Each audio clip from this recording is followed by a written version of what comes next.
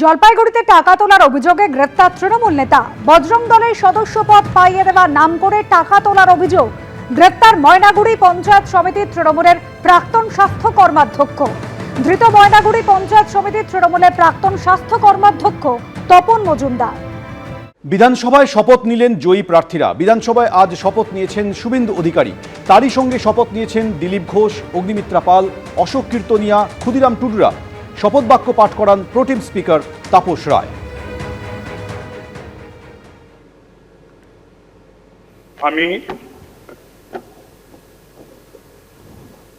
আমি শুভেন্দু অধিকারী পশ্চিমবঙ্গ বিধানসভায় সদস্য নির্বাচিত হইয়া ঈশ্বরের নামে শপথ করিতেছি যে বিধি দ্বারা স্থাপিত ভারতের সংবিধানের প্রতি আমি অকৃত্রিম নিষ্ঠা ও আনুগত্য পোষণ করিব। আমি ভারতের সার্বভৌমত্ব ও অখণ্ডতা রক্ষা করিব এবং যে কর্তব্যভার আমি গ্রহণ করিতে উদ্যত হইয়াছি তাহা নিষ্ঠাপূর্বক নির্বাহ করিব।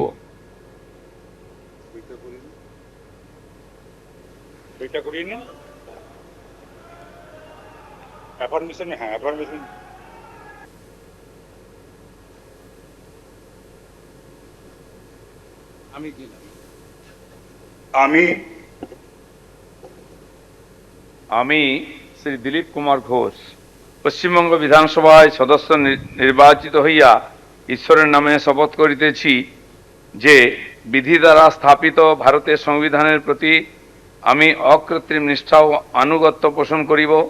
আমি ভারতের সার্বভৌমত্ব ও অখণ্ডতা রক্ষা করিব এবং যে কর্তব্যভার আমি গ্রহণ করিতে উদ্যত হইয়াছি তাহা নিষ্ঠাপূর্বক নির্বাহ করিব।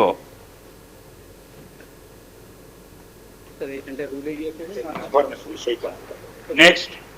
Subscribe an oath or affirmation.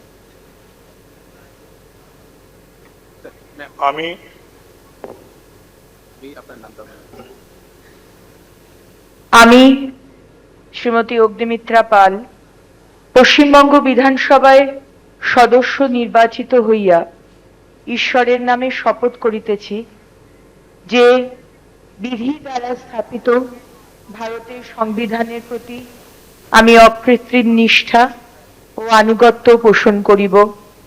আমি ভারতের সার্বভৌমত্ব ও অখণ্ডতা রক্ষা করিব এবং যে কর্তব্যভার আমি গ্রহণ করিতে উদ্যত হইয়াছি তাহা নিষ্ঠাপূর্বক নির্বাহ করিব।